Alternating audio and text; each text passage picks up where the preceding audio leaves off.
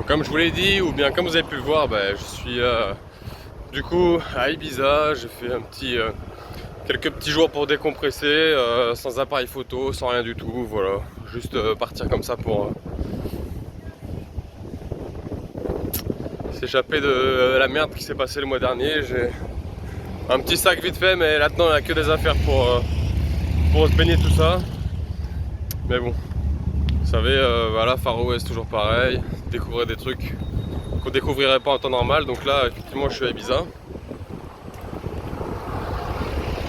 Mais j'avais envie de découvrir un truc pas très commun d'Ibiza, donc je vais aller sur l'île de Formentara, qui est au sud-ouest là de... Donc du coup, déjà pour y aller, on prend un bateau à Ibiza. Ah.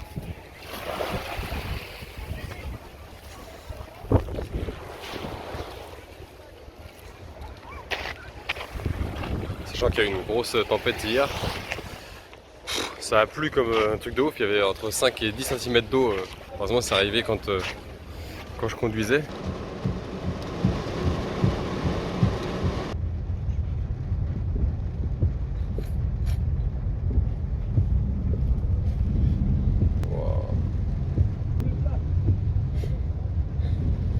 Mais donc là, le sol est un peu sale et tout quoi.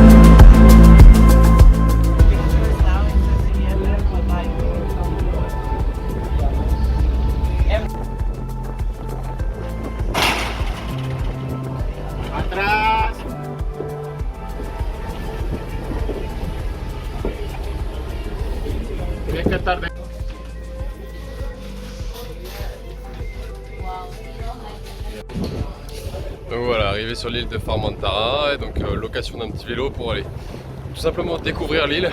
Voilà, complètement mode random. Et on va découvrir comme d'habitude, hein, qu'est-ce que cette île, quels sont les paysages qu'il y a sur cette île, tout ça. Voilà, on va essayer de découvrir un max. On va passer une journée, une grosse après-midi. Normalement le dernier bateau est à 8 h du soir. Donc ça permet de faire, je pense, un bon tour de l'île et de découvrir tout ce qu'il y a à découvrir. Et voilà, let's go.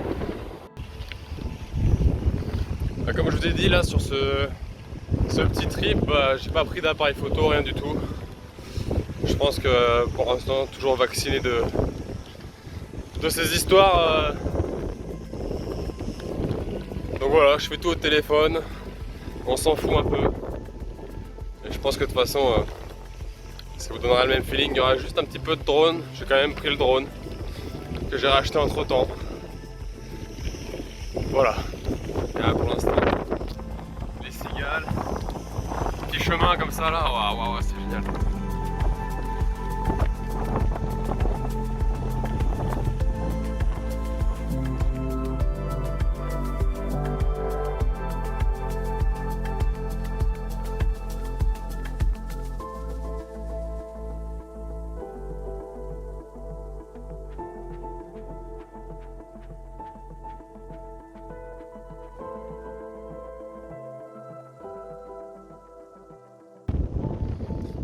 Pour l'instant c'est absolument magnifique. Ouais. Thank you very much. It's amazing. Ça ressemble à la Sardaigne, tellement c'est beau. Voilà, ça me fait penser à la Sardaigne quand j'y suis allé en 2017.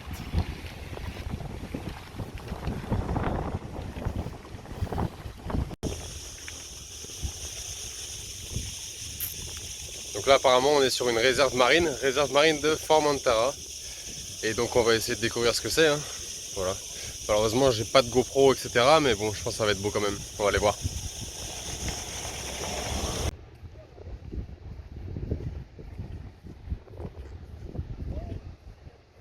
Moi, je sais pas ce que vous en pensez, mais pour moi ça ressemble vraiment à un petit coin de paradis là. Je suis vraiment content d'avoir trouvé cet endroit. Donc voilà, je me suis mis un petit peu à l'ombre et à l'abri du vent pour vous raconter un petit peu ces quelques histoires sur l'île. Voilà, donc ce que j'ai découvert sur Formentera, c'est que c'est une île du coup qui est au sud-ouest là de Ibiza, etc. Et donc les deux îles à la base étaient reliées. Je pense que c'était comme à Malte, ça devait être à l'ère glaciaire, etc. Les deux îles devaient être reliées. Ça c'est une petite info annexe. Il y a aussi 210 espèces d'oiseaux là sur l'île. Voilà, ce qui en fait une île sur laquelle les oiseaux, surtout les oiseaux migrateurs viennent du coup se poser parce que c'est entre les deux en fait, c'est entre les deux continents, donc ils viennent se poser là assez souvent. Et donc ce qui est super important je pense aussi du coup par rapport à cette île de Formentera et Ibiza, mais là du coup Formentera, c'est qu'il y a un espace marin naturel protégé du coup depuis 1999 et qui a été aussi classé au patrimoine mondial de l'UNESCO. Donc ce qui est vraiment intéressant ici, c'est que du coup entre Ibiza et Formentera, il y a un espace marin qui s'appelle la réserve marine dels Freus. Cette réserve, c'est le deuxième espace marin protégé le plus grand d'Espagne. Et ce qui est super intéressant, c'est qu'on y trouve surtout du coup une plante qui s'appelle le Posidonia et qui vit dans l'eau. Et c'est pas du tout une algue, c'est vraiment une plante qui a des propriétés de plante. C'est vraiment une plante du coup, mais qui vit dans l'eau et qui permet de réguler en fait tout ce qui est CO2 et oxygène sur la côte et en Méditerranée. Donc cette plante, le Posidonia, donc elle est là ici présente dans l'eau tout autour de l'île, surtout là au nord-est de l'île, donc sur la partie du parc national. Et ce qu'elle a comme particularité en fait, c'est qu'elle permet du coup de réduire l'acidité de l'eau.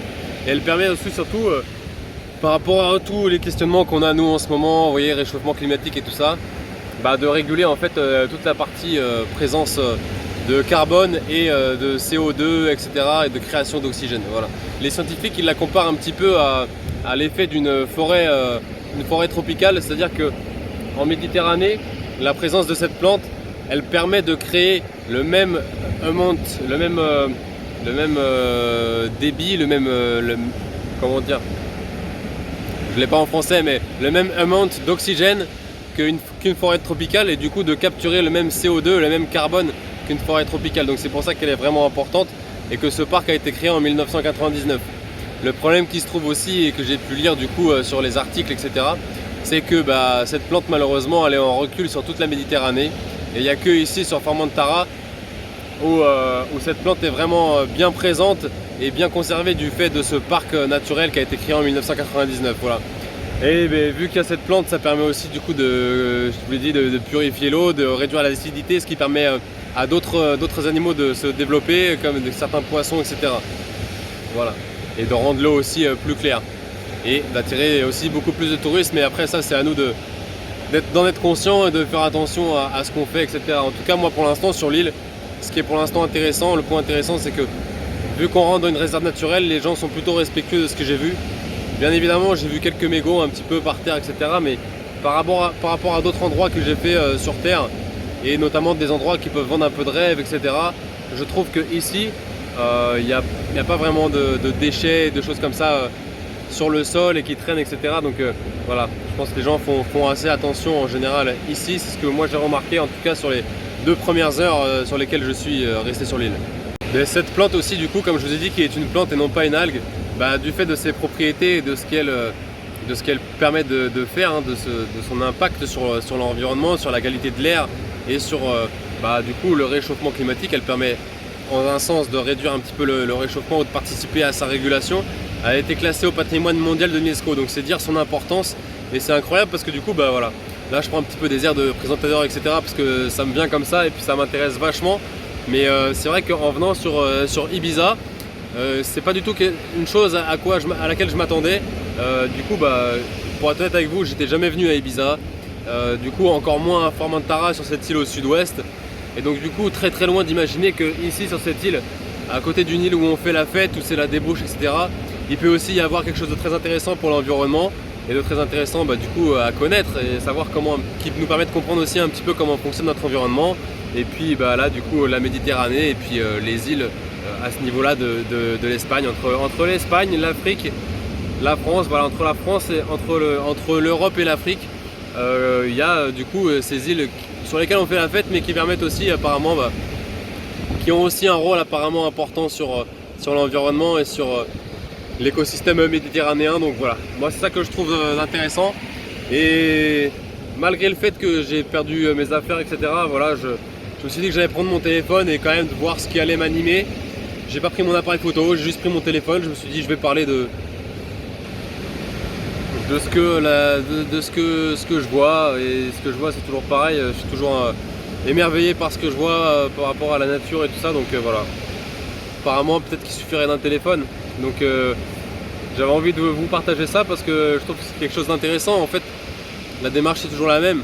Je la disais dans une vidéo qui m'a été volée, c'est que Far Away, c'est ça, c'est d'aller plus loin. C'est-à-dire que au-delà des stéréotypes, au-delà des images toutes faites, des idées préconçues, qui ne sont pas forcément de notre faute non plus. On a été éduqués, on a eu certaines formations, etc. Et donc du coup, il y a aussi plein de choses qu'on ne peut pas savoir, qu'on ne peut pas découvrir. Et le parti pris de Far Away, et du coup ce que j'essaie de faire moi, c'est même quand je pars voilà, dans un endroit,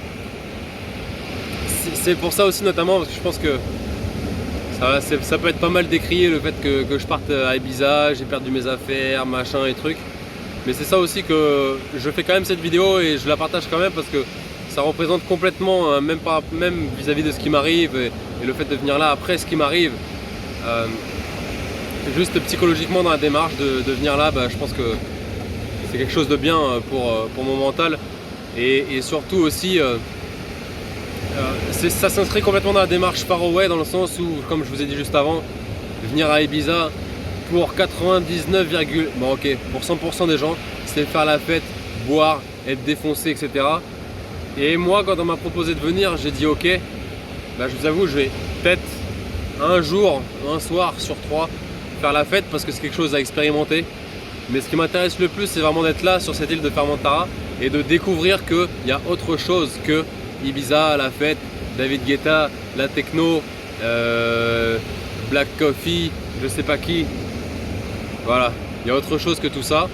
Et moi, c'est ça qui me fait kiffer de partager avec vous. Et voilà, c'est ce que je viens de faire. Maintenant, je vais laisser quelques images au drone parce que ça parle beaucoup aussi et j'ai trop parlé.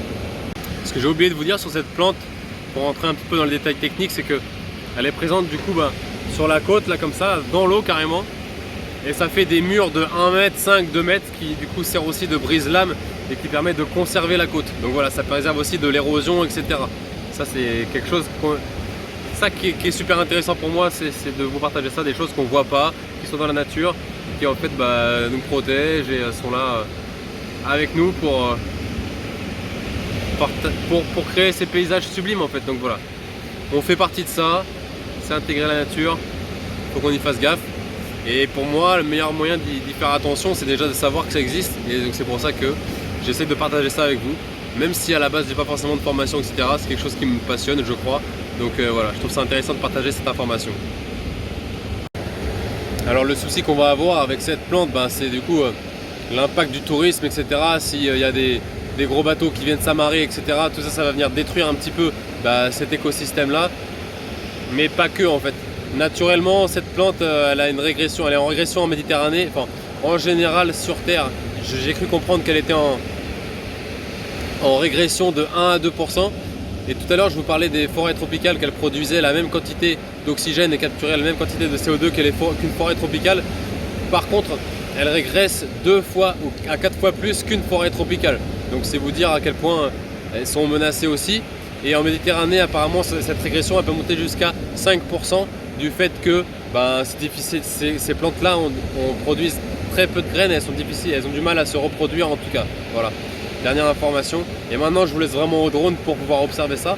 Et dites-vous que si vous voulez voir ça, en tout cas sur le long terme, je sais pas, peut-être dans 30 ans, vous voulez venir ici avec votre famille, en espérant que ce soit toujours là, et bien, il faut juste savoir en prendre soin. Et en prendre soin, c'est savoir aussi à quoi ça ressemble, la beauté que c'est. Et donc je le partage avec vous maintenant, let's go.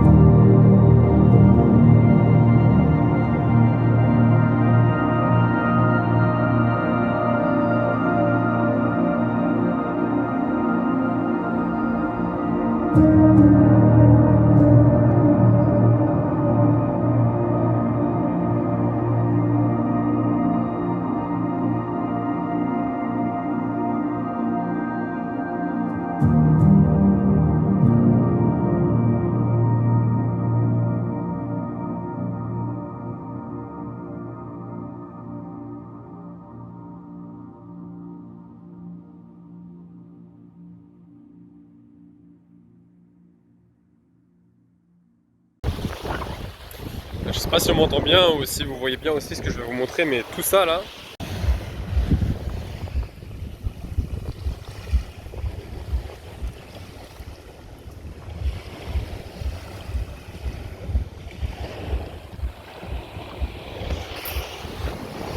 tout ça ce sont les résidus du coup de la plante sous-marine là qui viennent du coup s'échouer sur la côte.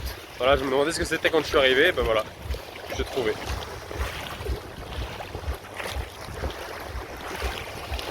Et tous ces résidus du coup de plantes, etc. viennent se poser sur le sable et aident du coup à maintenir la plage et le banc de sable en place. Là, ce qui se passe maintenant, je suis en train de traverser du coup un endroit super sympa. L'eau elle est crystal clear, c'est incroyable encore. Et je vais juste traverser pour aller en face. Je vais juste traverser pour aller en face sur une petite île qui est là où il n'y a personne qui va, mais qui est quand même accessible à pied. Regarde, je viens de là. Voilà, waouh. Rien que même là sur les images, c'est incroyable. Et je viens de là, tac tac tac tac. Et tout à l'heure, les drones c'était là-bas. Et on a vu tout ça. Et Ibiza, c'est l'île au fond là-bas. Voilà. Là, je viens de trouver un spot où on a clairement du sable rose, c'est trop beau.